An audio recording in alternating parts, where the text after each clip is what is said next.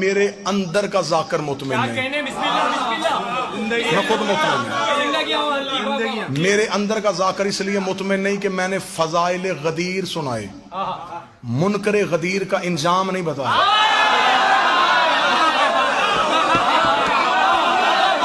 فضائل تو سب مان جائیں گے، گفتگو آج یا کل یوٹیوب پہ چلے جائے گی، ہر بندہ کہے گا ٹھیک ہے فضائل پڑھے تھے۔ آؤ آؤ آؤ میں تمہیں علی چھوڑنے کا انجام دکھاؤں۔ ٹھیک ہے، بڑی جلدی آخری قصیدہ آئے انجام دیکھیں۔ ہو گئی بیعت، وہاں بھی ایک نے انکار کیا۔ آرام سے سن لیجئے گا، میری توقع سے زیادہ داد آپ دے چکے۔ یہاں پھر ایک نے انکار۔ اب یہاں جس نے انکار کیا، میں نے پوری تحقیق کی ہے، حادثاتی طور پہ نہیں اٹھا کہ جذباتی ہو گیا کہ بندہ اٹھ گیا، نہیں، مکمل اس کے پیچھے ایک پلان تھا۔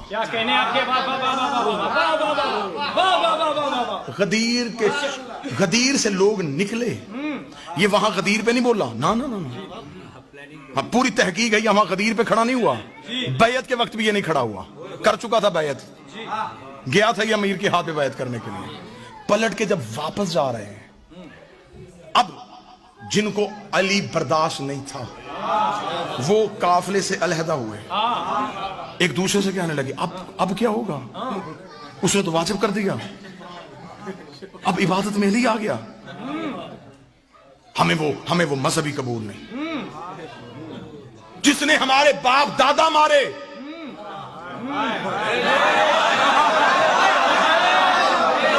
اسے عبادت میں لے آئے۔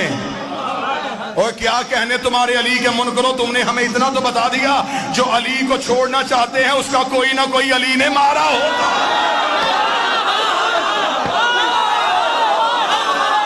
ہم علی کو لے آئے، ہم نہیں لانا چاہتے۔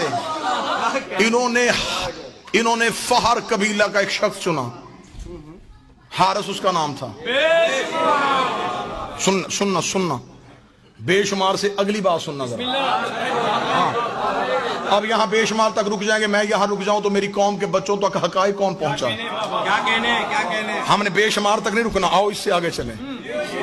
انہوں نے اس کا انتخاب کیا، اس سے کہا کہ دیکھ سن، ہم سارے تیرے ساتھ ہیں، کام کرنا ہے تو نے ایک، تو جا رسول کے پاس، بالکل کھڑا ہو پہلو میں کھڑا ہو کے کہے کہ میں علی کی ولایت کو نہیں مانتا۔ رسول کہے گا کیوں نہیں مانتا؟ وہ تو کہنا کہ اگر علی واجب ہے، اللہ سے کہ آسمان سے پتھر بھیج۔ سننا اس نے کہا تو پھر اگر آ گیا، انہوں نے کہا ہم گارنٹی دیتے ہیں عذاب نہیں آنا۔ نا بات بالکل تاریخی بتانے لگے، ہم ضمانت دیتے نہیں آئے گا۔ انہوں نے کہا کیسے نہیں آئے گا؟ اس نے کہا ہم مکہ میں نبی کے ساتھ ہیں، مکہ سے ہم نے دور دیکھا ہے، مکہ میں ایک بہت بڑا سردار تھا ابو جہل، اس نے نبی سے کہا تھا کہ میں تیرے اللہ کو نہیں مانتا، اگر ہم کافر اتنے برے ہیں تو اللہ سے کہ آسمان سے پتھر نازل کر کے ہمیں مار۔ نبی نے منہ آسمان کی طرف کر کے میرے اللہ یہ عذاب مانگ رہا ہے، فرمایا ان کان لیعذبہم وانت فیہم، میں وہاں عذاب بھیجوں جہاں تو رہتا ہو۔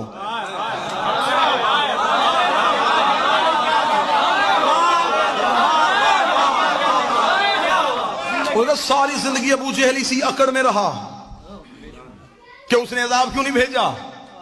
نبی بار بار کہتا رہا بھیج دے، فرمایا اس ایک ابو جہل کے لیے محبت کا پیمانہ بدل دوں، معیار محبت تبدیل کر دوں، تجھے رحمت للعالمین بنا کے بھیجوں، پھر عذاب بھی بھیج دوں، بھونکنے دے اسے، چھوڑتا ہے مجھے چھوڑنے دے، مجھے اس جیسے چاہیے بھی نہیں، میں محبت کا پیمانہ نہیں بدلوں گا۔